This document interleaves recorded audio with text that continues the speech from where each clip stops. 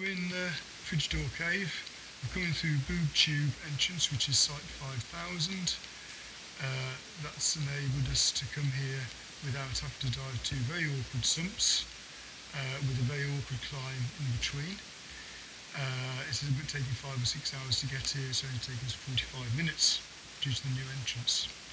The rock we're on is a sort of sandstone, which means through bolts wouldn't be much use on it, so we're using concrete screws with captive eyes.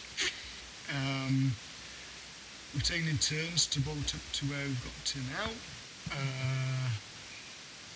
and we're trying to get over to the left where there's some very large formations.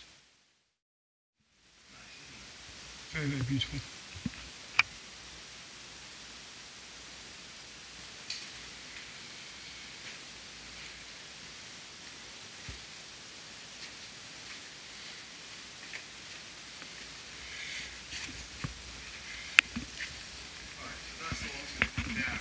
This is the one you need to pull on. So you could pull on that and I'll whip the anchor out.